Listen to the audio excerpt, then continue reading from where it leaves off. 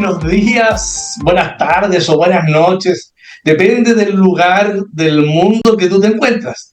Bienvenidos a un café con R y hoy, imaginen, estoy disfrutando en Sevilla, España.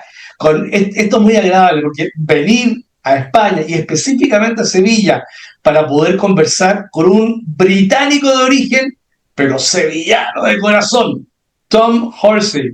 Así que te doy la bienvenida de poder conversar con nosotros de toda tu idea, de mucho más allá de Madrid, de Barcelona y el futuro de las startups fuera de estas grandes ciudades. Bienvenidos a un café con R. Muchas gracias, Tom, por estar hoy día con nosotros.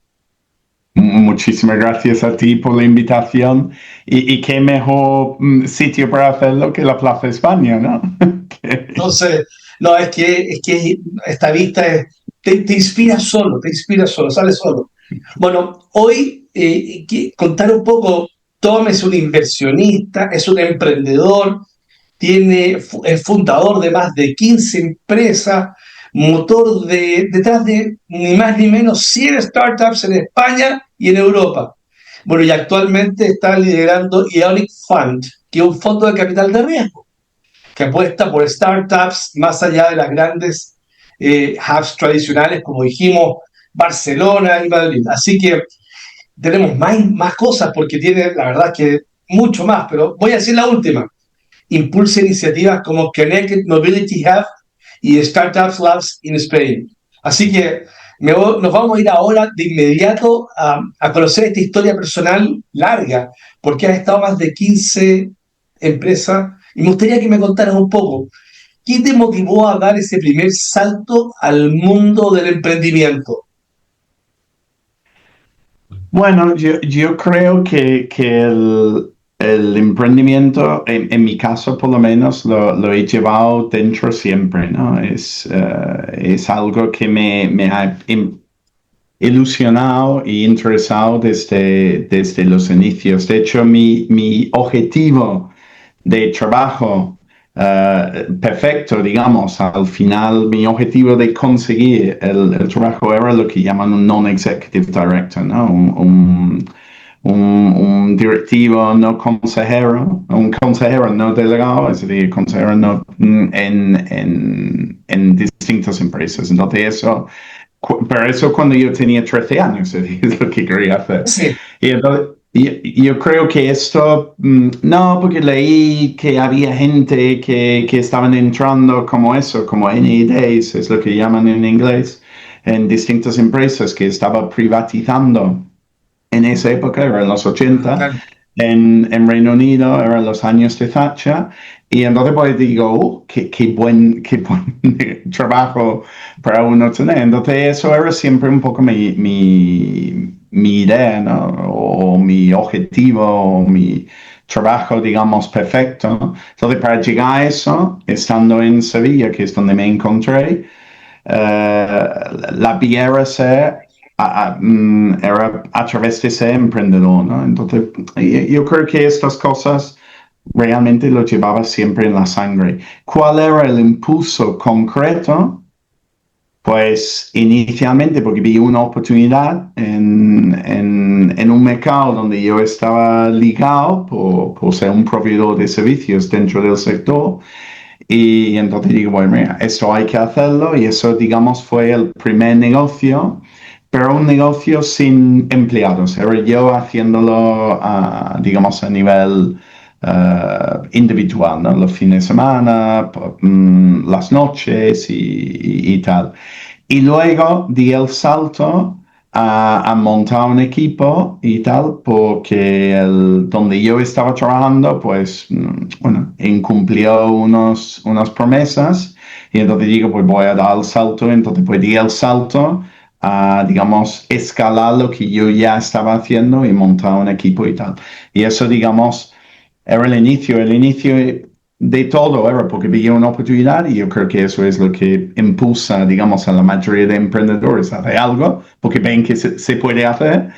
Y la segunda de, digamos, hacer eso, digamos, más en serio, era porque, bueno, las circunstancias de vida me impulsaron a hacerlo, ni más ni menos. Oye, y interesante, ¿ah? Porque naturalmente estas circunstancias de vida te llevan a hacer todo esto. También estás en España, saliste de Reino Unido. Oye, ¿cuál fue este cambio? Te tiene que haber implicado un desafío. Y ¿cuáles son estos desafíos de cambiarse de un país anglosajón a un país hispano en tus primeros años de emprendedor? ¿Y qué aprendiste Bueno, de él? Porque el nivel de comodidad no era el más óptimo. Eh, País diferente, idioma diferente, cultura diferente y emprendedor. O sea, tú tenías la combinación perfecta para estar fuera del estado de comodidad. ¿Y qué te sigue impulsando?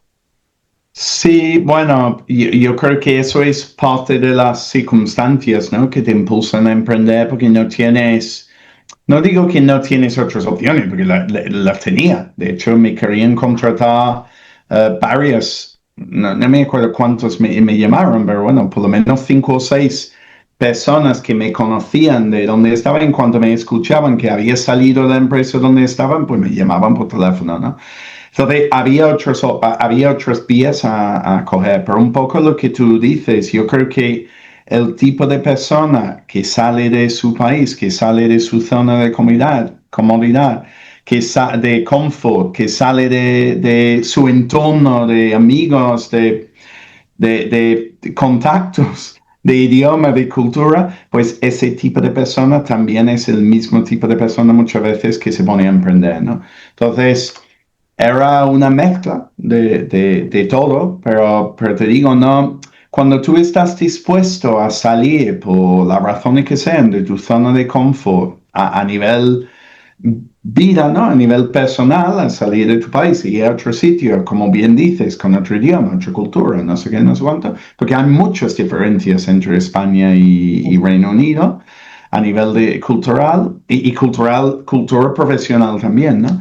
Bien, Pero si estás dispuesto a hacer esas cosas, muchas veces estás dispuesto a hacer, bueno, eso, ponerte en una zona de incomodidad en cuanto a tu situación profesional, ¿no? Y ponerte a emprender. Es decir, yo no sé, al final mm, yo creo que nosotros hacemos nuestra propia suerte y nosotros también hacemos nuestro propio destino, aunque el destino nos lleva muchas veces hacia caminos que no esperábamos, somos quienes hemos puesto las piedras, digamos, que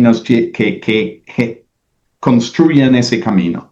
No sé si me explico bien. Es decir, que absoluto. es lo mismo, te llega la suerte, pero la suerte lo has creado.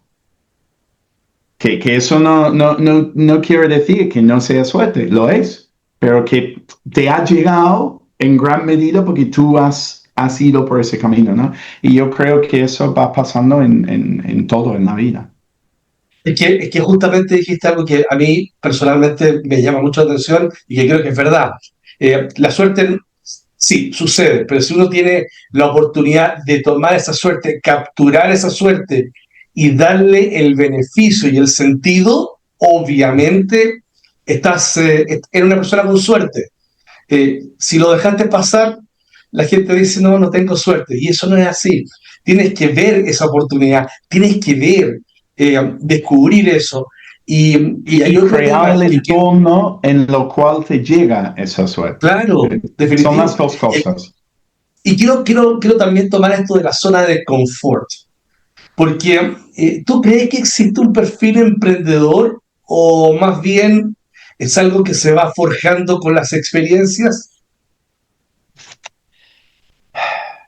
En mi caso, como te digo, nací emprendedor, creo yo, la verdad. Porque todas las decisiones que estaba tomando, como te digo, como mi trabajo soñado, yo no quería ser astronauta, quería ser directivo de empresa. Es decir, eso ya te dice algo, ¿no? Entonces, yo creo que en mi caso nací, yo creo que en muchos casos nacen, probablemente en la mayoría de los casos nacen. Pero eso no quiere decir que no puedes emprender sin tener eso dentro. Yo creo que circunstancias y un poco lo que estamos diciendo, tú puedes crear el entorno que te rodea, tuyo o tu destino, para emprender, aunque quizás de forma innato no eres emprendedor, ¿vale? Es quizás algo más complicado porque es muy difícil emprender, hay muchos momentos muy complicados y levantarse del suelo día tras día necesita un cierto tipo de psicología, ¿no? Pero también tú puedes crear, digamos, un entorno que haga que eso sea más fácil. Entonces, por ejemplo, si tú eres has trabajado en una corporate, en el, yo qué sé, el sector de movilidad, que es un sector que yo conozco un poco, ¿no? De transporte, logística, no sé qué, no sé cuánto. Quizás nunca has sido emprendedor y nunca te había llamado la atención ser emprendedor, pero tienes contactos, tienes conocimientos, quizás conozcas a personas que están dispuestos a invertir en tu idea, conoces a alguien que dice, Dios, con esta persona que podría construir una solución, pues entonces quizás te lanzas a hacerlo, aunque, porque la oportunidad está, pero necesitas que, yo qué sé, que te echen para que lo hagas. ¿Vale? Sí. Porque no era algo que tú tenías, digamos, de necesidad tuya de hacer. Y como tienes todos esos puntos fuertes, es decir, esos puntos positivos a tu favor, porque lo has ido creando con el tiempo, pues entonces emprendes súper bien y montas una empresa muy buena. Aunque no era algo que tú llevabas por dentro, ¿no? Es decir, que yo creo, porque has hecho que ese camino, un poco lo que estamos diciendo, has hecho que te va a llegar la suerte, porque tienes muchas de las piezas del puzzle ya hechas antes de empezar. Entonces yo creo que sí es verdad que probablemente la mayoría nacen, pero hay una minoría que se hacen y que tú puedes trabajar y crear el entorno para que cuando llegas a hacerlo te sea más fácil. Eso es lo mismo si eres un emprendedor nato, que exactamente igual. Lo que pasa es que probablemente no vas a poder esperar lo suficiente No, porque te lleva de dentro y dice, no, lo tengo que hacer hoy, ¿no? Porque tenemos esas ansias de cambiar el mundo hoy, no mañana ni pasado y tal. Pero creo que quien se hace, el emprendedor que se hace, tiene una oportunidad de hacerlo donde van aumentando su probabilidad de éxito con el trabajo, con digamos, la base de estructura que crean de conocimientos, contactos y tal en su camino, ¿no? y justamente, Tom, pasemos ahora a hablar del mundo de los startups y la innovación. Ahí tu experiencia como inversor en etapas muy, muy tempranas y tu apuesta por proyectos fuera de los grandes centros tradicionales, porque lo apunto mucho, que es un tema tuyo, marca un enfoque distinto. A mí me gustaría que nos pudieras contar cuando inviertes en estas startups en etapas muy tempranas, ¿cuáles son los factores claves que observas antes de decidir apoyar ese proyecto? Pues mira, al final inviertes en equipos, ¿no? Yo creo que lo dije hace un tiempo en un link un post, perdón, de LinkedIn, y estaba hablando de la importancia del founder, ¿no? Y estaba haciendo referencia a Elon Musk, que con esto que le habían ofrecido una retribución, ¿no? De 55 mil millones y tal. Y ahora ha salido aún más, ¿no? Ayer o antes de ayer dicen que le pueden dar no sé qué porcentaje si la empresa llega a valer más de 8,5 trillones y esto le haría el primer individuo en el mundo de tener un patrimonio por encima del trillón, ¿no? Entonces, ¿Por qué lo hacen? Porque dicen ellos, pues es necesario tenerlo muy enfocado y muy motivado, ¿no? Entonces te demuestra la importancia que puede ser tener la persona, claro. Él es un caso súper particular y tal, pero la lección está ahí, ¿no? Que lo pagan a una persona porque esa persona lo vale. Entonces, o para los inversores o para el consejo, vale ese dinero, ¿no? Entonces, al final, en una etapa muy temprana, más importante aún es el equipo, ¿no? Porque el equipo fundador es una gran proporción de la empresa. Como digo, mi primera empresa, yo era el fundador y yo era el único empleado. Es decir, 100% de los recursos humanos de la empresa era yo. Por lo cual, el founder es muy importante en estos casos, ¿no? Cuando yo lancé la primera empresa con equipo, éramos 4. Yo seguía siendo el 25% de los recursos humanos. Y dadas las horas que yo echaba comparado con las horas de los demás, pues probablemente yo era el 50% de los recursos humanos, ¿no? Entonces, realmente invertimos en el equipo. Sí es verdad que en nuestro caso no invertimos tanto normalmente en empresas sin tracción, es decir, sin clientes y facturación, pero no porque nos asusta meternos en esas etapas tan tempranas, es porque esos son bebés en cuna. ¿Eh? Y los bebés en cuna necesitan mucho trabajo, porque hay que cambiar los pañales, porque hay que darle de comer, porque duermen poco, porque te despiertan por la noche, no sé qué, no sé cuánto. Nosotros sí que nos metemos a cuidar a bebés, pero necesitamos que sean bebés que gatean o empiezan a andar, porque entonces necesitan menos ayuda, digamos, nuestra, y al final no tenemos tanto tiempo. Tenemos muchas empresas en cartera, entonces no tenemos el tiempo para cuidar tanto. Entonces nos metemos en esto, en bebés que van gateando y tal. Pero realmente, aparte de eso, también cuando una empresa tiene algo de tracción, es una muestra de la capacidad de ejecución del propio equipo, que también te hace más fácil entender cuál es el buen equipo y cuál es el no tan buen equipo, ¿no? Entonces, bueno, pero la respuesta única o más importante es que invertimos en el equipo fundador, No, puramente. fantástico. No, y me gustó el ejemplo o la analogía, bebés antes de caminar y en pañales, que ya bebés que están gateando. Creo que eso entrega una respuesta muy clara y fundamental. Y quiero compartir contigo cómo fomentas la innovación en las empresas que tú inviertes, porque llegas, inviertes y te das cuenta y hay que innovar. ¿Cómo vas a pasar tu idea? No es fácil. Bueno, si inviertes en un buen equipo fundador, ellos mismos tienen muchas ideas de cómo innovar, ¿no? Es decir, por eso digo, hay muestras de ejecutar.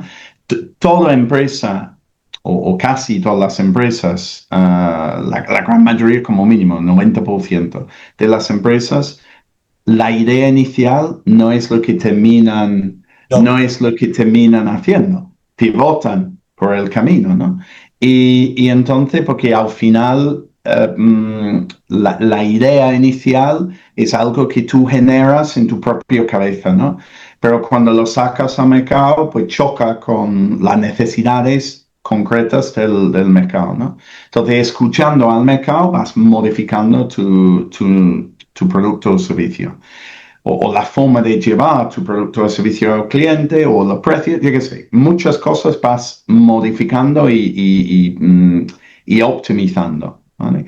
Entonces, quien es un buen founder, quien es un buen fundador, quien ejecuta bien, ya innova, ¿no? Porque continuamente estás cambiando cosas. Pero más allá de eso, nosotros sí que intentamos ayudar y aportar valor a las empresas donde invertimos.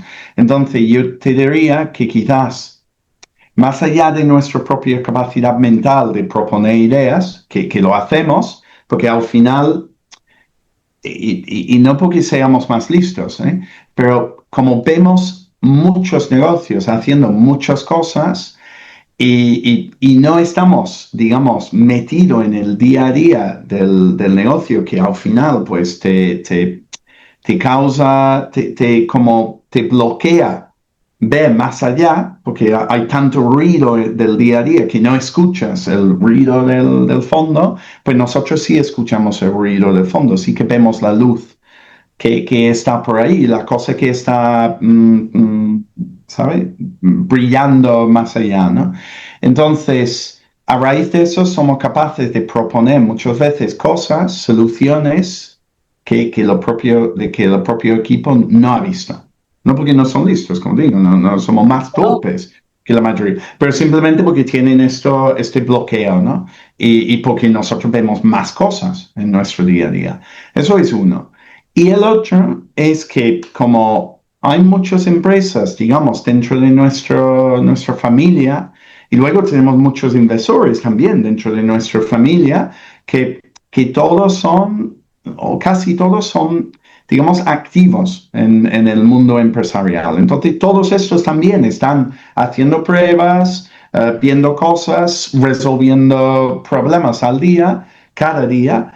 Entonces, pues muchas veces ponemos en contacto o intentamos fomentar el intercambio de mejores prácticas entre esas familias, los inversores nuestros y los founders en los cuales hemos invertido, para que propongan entre sí ideas a problemas, ¿no? Y eso fomenta mucho, tú sabes, el brainstorming funciona como un método. Y si tú haces brainstorming entre personas que son de distintos negocios, Mejor. funciona aún mejor. Entonces, Claro. pues eso ayuda mucho a sacar soluciones creativas a problemas. Tom, y a mí lo que me encanta esto de que tú has apostado por startups fuera de Madrid y Barcelona.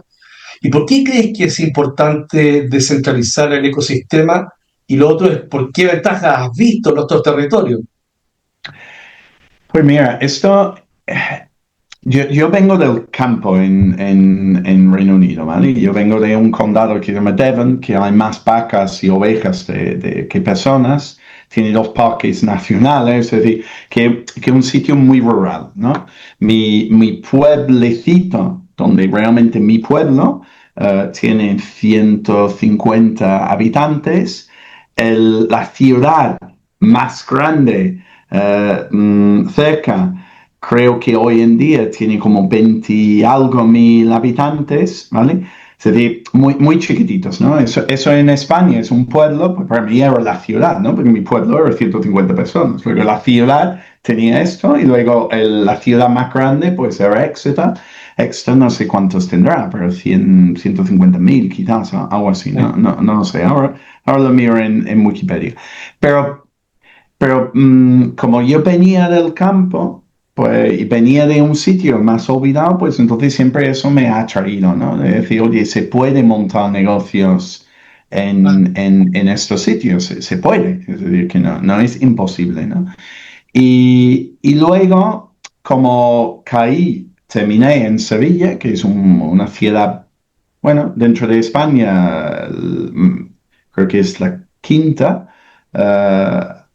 o la cuarta, ya no sé, pero bueno, Grande. más allá de población, es un sitio un poquito más olvidado a nivel empresarial, hay mucho turismo, mucha historia y cultura, como vemos con tu fondo, pero que no hay tanto negocio, digamos, a nivel privado en la ciudad y menos en la región que es Andalucía, ¿no? O por lo menos cuando empezamos, ¿no? Ya empieza a haber más.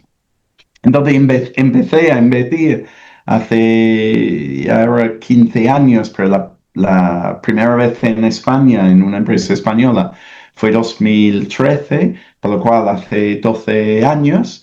Y empecé, claro, en tu zona, intentas ayudar. Si tú solo puedes poner tu granito de arena, pues intentas ponerlo donde vives, donde quieres que tú has dicho al principio, ¿no? Andaluz de corazón, pues intentas ayudar lo que tienes más cercano, ¿no? Donde van a vivir tus hijos y tal, ¿no? Y entonces pues empecé invirtiendo en Andalucía Y a raíz de estar ubicado en Sevilla, a raíz de haber hecho unas cuantas inversiones, bueno, mucho más que la mayoría de inversores en la región, pues nos empezaron a llegar proyectos de otras zonas un poquito más olvidadas de España, porque sabían que nosotros invertíamos en esas zonas, en concreto en Andalucía, pero bueno, invertíamos en una, ¿no? Que es la más grande en España. Y entonces, pues empezamos a ver esto y digo, Dios, si esto ya pasa de una forma natural, lo vamos a fomentar. Es una fortaleza, es una ventaja competitiva, o por lo menos es un posicionamiento competitivo distinto a la mayoría, ¿no? Entonces, pues empezamos a fomentarlo y hemos seguido fomentándolo. Eso podría decir a nivel estratégico es la razón, pero luego también hay muchas otras ventajas y la principal es que nosotros intentamos apoyar a las empresas tanto con dinero, con nuestras capacidades y somos en empresas que no tienen tanto acceso a recursos financieros, talentos, senior y tal, como tienes en un hub central, ¿no? Como tendrías en Londres, un París, un Nueva York, un San Francisco, pues cuando no tienes ese acceso, el valor que te puede aportar unos inversores que te intentan ayudar es mayor, ¿no? Proporcionalmente, porque no tienes tanto apoyo por otros sitios. Entonces, encontramos que también ayudamos más a las empresas en esas zonas, por lo cual rentabilizamos el valor empresarial de cada empresa más de lo que podríamos hacerlo si invertimos solo en Madrid y Barcelona, que hace el 85% de los inversores en España, ¿no? Entonces, no era solo a nivel estratégico, a nivel, digamos, de posicionamiento competitivo, que era algo que tenía sentido, a nivel económico tiene sentido, a nivel financiero puramente tiene sentido. Y luego, pues, de base a todo eso es que, bueno, es algo que sale del corazón, que queremos ayudar a estas empresas. Es decir, que eso era la base, luego sobre esa base encuentras que hay ventajas muy importantes, tanto a nivel estratégico como a nivel financiero. Pues, entonces, No, maravilloso. O sea, este es fantástico y justamente ahora me quiero detener ahora en el rol del capital de riesgo y es cómo asegura que los startups no solo crezcan rápido, y un asunto importante, sino que también sean sostenibles. Entonces, ahí me gustaría que pudieras compartir qué criterios consideras esenciales al evaluar un fondo de capital de riesgo como Unit Fund en un mercado cada vez más competitivo. tú dices para los inversores, ¿no? Sí, Nuestros. sí, Pues mira, una cosa que ha demostrado, que demuestran las estadísticas, y esto pasa tanto en capital riesgo como en private equity, ¿no? Que al final somos, digamos, primos hermanos, los dos sectores. sí, Y una cosa que se ha visto muy claramente es que el equipo, lo hablamos en las startups, ¿no? Pero el equipo es lo más importante. Es decir, un equipo que ha tenido buenos resultados históricos suele ser, no se sabe lo que va a pasar en el futuro y tal, pero un equipo que ha tenido buenos resultados históricos suele ser un equipo que sigue teniendo buenos resultados, ¿vale? ¿Por qué? Porque al final yo entiendo que nosotros vamos invirtiendo en las empresas que van, ¿sabe? Que van saliendo, por lo cual invertimos en las tendencias que van saliendo con el tiempo, por lo cual la empresa que invertimos hoy no va a ser el mismo empresa, ni siquiera quizás el mismo sector que hace 5 años, pero sí es el sector que hoy en día tiene sentido, ¿no? Y entonces, como vamos adaptándonos cada día con lo que va pasando, lo importante no es tanto las empresas donde invertimos, es cómo elegimos y cómo apoyamos a esas empresas. Porque esas empresas van a ir cambiando con el tiempo, sus sectores, sus tecnologías. Hace 3 años, hace 3 años ninguno utilizaba inteligencia artificial generativa, ¿no? Porque salió ChatGPT en noviembre, ¿no? de 2022. Entonces, que en septiembre de 2022 quizás estamos invirtiendo en distintas empresas que invertimos hoy en día. Pero lo importante es la gestión de esa inversión, el apoyo a estas empresas y cómo trabajamos en apoyarlos. Entonces, en resumen, lo más importante es el equipo y los resultados económicos que ha tenido ese equipo. Luego hay otras cosas, ¿no? Que no todo es financiero. De hecho, muchas veces lo financiero es, no digo es lo último, porque sigue siendo importante, pero no es el impulso. Un poco como te he dicho, la base, la razón de hacer las cosas en estas regiones no salía por razones económicas, lo que luego las había, ¿no? Pero que salió porque salía de corazón, ¿no? Entonces pasa lo mismo muchas veces con inversores. Es decir, muchos de los inversores que invierten en un fondo como Ionic es porque quieren de alguna forma ser un poquito más activos. Muchos fondos son poco transparentes. Pues nosotros, todos los datos que nosotros tenemos sobre las empresas están abiertos, es decir, que están en una carpeta para que todos los inversores nuestros lo pueden ver. Es decir, que pueden ver todo lo que hacemos en cada momento, todos los resultados de las empresas en cada momento, el funcionamiento de cada empresa donde invertimos en tiempo real. Entonces, los que se meten suelen ser empresas que esto les gusta. Entonces, eso suele ser uno. Dos, quizás a nivel filosófico, nivel de su filosofía de vida, le gusta esto de invertir en los sitios no tan centrales. Es que si miramos España, te voy a decir cuatro nombres de empresas que conocerás, supongo, ¿no? Cosentino, Mercadona, Banco Santander, Estrella Galicia. Absoluto. Inditex. 5, ¿vale? Ninguno de esos ha salido de Madrid ni Barcelona, ¿vale? Cosentino, Almería, Mercadona, Valencia, Banco Santander, Estrella Galicia, no sé en qué ciudad está en Galicia, bueno, en Galicia, y Inditex en Galicia, ¿no? Entonces, es verdad que hoy en día todos tienen oficinas muy importantes en la capital, ¿no? Pero quiero decir que hay empresas, empresarios que dicen, oye, que se puede y se hace empresas muy buenas, muy importantes fuera de esos sitios. Entonces hay gente que a nivel filosófico también le gusta. Y luego tienes como te digo, los resultados económicos, que miran los resultados históricos y deciden que lo más probable es que se sigan, digamos, más o menos esa línea, entonces pues sigue.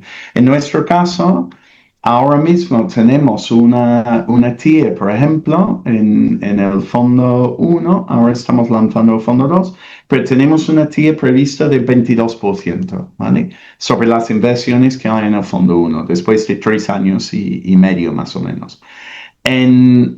Históricamente, como equipo de inversión, que antes de esto había 2 vehículos, pero que no eran regulados, nosotros sacamos una rentabilidad de un 25%. Es decir, que realmente seguimos la misma línea, aunque como te digo, las tecnologías son distintas, los modelos de negocio muchas veces son distintos, los sectores son distintos, las empresas son distintas.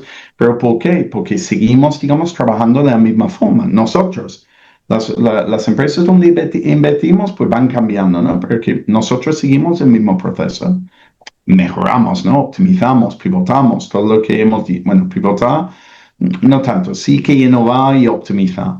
Pero entonces, pues, los inversores, pues, si ven que lo que hemos hecho hasta el momento les encaja a nivel económico, a nivel tesis de inversión, pues entonces les puede interesar. Y esto es básicamente el análisis que tiene que hacer en cualquier empresa, de capital riesgo o de private equity. Otro tipo de fondo ya no te podría decir porque no es mi campo. No, naturalmente. ¿Dónde te ubicas? Porque creo que es muy importante, hemos hablado extensamente de Ionic y nos diste una pauta de lo abierto, transparencia y todo lo demás. ¿Cómo ¿cómo te ubica la gente? ¿Hay un sitio web? Cuéntanos un poco, porque después que quiero que hablemos de esta perspectiva global y personal. Yo sé que tú eres un inversionista cosmopolita, que estás presente en las redes, pero vamos a entrar en eso. Pero ¿cómo te ubican? Pues eso realmente es una gran parte de lo que va llegando, ¿no? Que te llega sobre todo por LinkedIn, pero también hoy en día por LinkedIn, como hay muchas herramientas de conseguir el email, y de hecho yo tengo LinkedIn Open, por lo cual cualquiera me puede enviar un mensaje. Te llegan muchas oportunidades de inversión. Luego, como estamos metidos en muchas empresas, hay muchos que son referenciados, ¿no? Recomendaciones de otros founders o de otros inversores. Entonces, pues al final estamos activamente, creo que hoy en día, en 110 empresas. Pues 110 empresas, suele haber 3 founders de promedio, bueno, vamos a decir 2 founders de promedio en cada empresa, son 220 founders que continuamente están hablando con otros founders y proponiendo que nosotros invitamos en sus empresas. Y luego de otros inversores, pues 110 empresas, vamos a decir que hay un promedio de, bueno, 5 inversores, creo yo, por empresa, pues son 550 inversores que proponen a startups que conozcan, que invitamos. ¿No? Porque tenemos, yo creo que tenemos buen nombre, o hemos ganado, mejor dicho, buen nombre, intentamos, la verdad que intentamos con todas nuestras fuerzas ayudar a las empresas.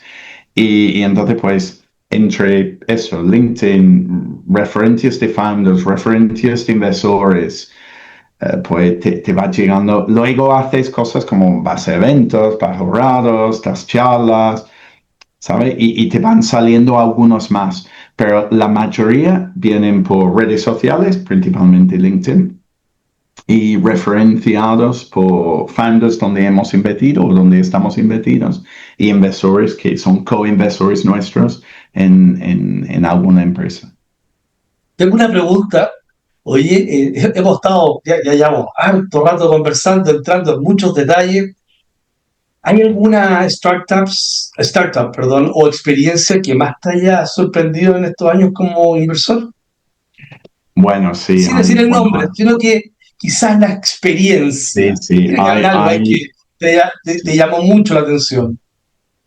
pues sí, hay una bueno, por buenas y malas razones realmente. Mira, había una que yo invertí que era una empresa que proporcionaba eh, servicio, asistencia técnica a puntos de carga eléctrica, que en COVID hizo una apuesta fuerte por crecer cuando su competidor principal dio un paso atrás. Entonces se convirtieron en el líder mundial en ese servicio. Estaban dando servicio a más de 1 millón de puntos de carga eléctrica en el mundo, facturando, creciendo un 300% anual, facturando ya, yo no me acuerdo en cuanto era al final, pero por lo menos 13 millones, porque el último informe que vi era 13 millones, pero como estaban creciendo tan rápido, podría haber acabado en 16, 17, 20, no sé. Y se quebró. Es decir, que pasó, yo invertí en una valoración de 5 millones, llegó a estar levantando una ronda, me parece que era 650 millones de euros de valoración, y quebró porque,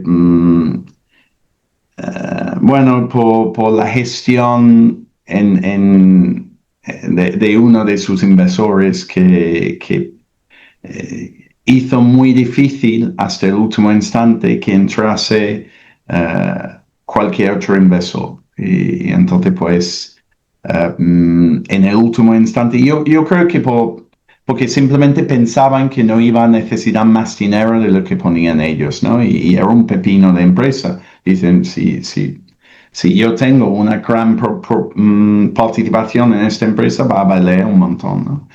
Y entonces, pues, cada vez que había que poner dinero, lo ponían ellos, que eso es súper positivo, ¿no? Pero llegó el punto donde no podían poner más por tesis de fondo, porque habían llegado al 10% de su fondo total y no podían meter más de un 10% en ninguna empresa individual.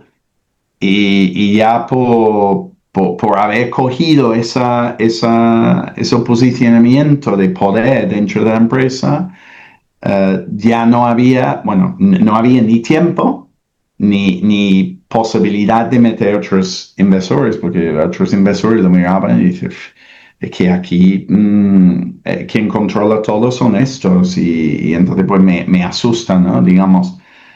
Y entonces pues se cayó por falta de liquidez a punto de ser rentable, creo yo, creciendo muy bien con un posicionamiento en un mercado importante muy bueno. Y bueno, yo creo que también el post-COVID quizás nos ayudó, ¿no? Porque esto también ha pasado un poco con Northvolt, que es otro de baterías, ¿no? Pero bueno, la única empresa europea de fabricación de baterías, pues también ha pasado por muy mala racha y no sé lo que al final ha pasado con la empresa, por lo cual había, digamos, la marea empezaba a salir a la vez que había este problema, a la vez, y yo creo que por eso mismo quizás no cumplió con el plan de negocio, por lo cual necesitaba más dinero de lo esperado, porque el mercado empezó a ir en contra. Y eso no lo habían contemplado, entonces, bueno, cayó. Entonces, bueno, eso me sorprendió mucho, porque a veces, bueno, tú piensas que una empresa que va muy bien en un sector, que va muy bien, que es el líder mundial, que está creciendo muy rápido, que tú presupones que va a salir todo bien. Cierto. No es. Oye, tu experiencia, después de esta animada conversación, nos demuestra que, primero que todo, que la innovación se puede hacer en cualquier lugar, cuando hay talento, pasión y acompañamiento. Y eso es lo que ustedes están haciendo. Bueno, hemos conversado, tal como dije anteriormente, muchísimo, hemos entrado en muchos detalles, entregamos muchísima información, muy buena información. Y la verdad es que te quería agradecer, Tom, por estos minutos valiosos, muy valiosos. Bueno, y a nuestra audiencia, muchas gracias de nuevo por estar aquí y espero que esta conversación lo inspire a cada uno de ellos.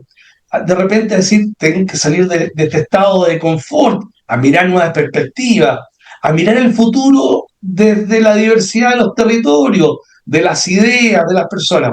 Así que bueno, Tom, nuevamente muchísimas gracias. Bueno, y a toda nuestra audiencia, los espero en un próximo Café con R. Hoy día Sevilla, pero mañana puede ser África y nuevamente puede ser Azerbaiyán, no sé dónde estamos, estamos en todas partes del mundo. Así que muchísimas gracias, Tom, y a todos ustedes, nuevamente espero que hayan disfrutado de este maravilloso programa de Un Café con R. Muchas gracias, Tom, y hasta luego. Venga, adiós, muchas gracias a ti.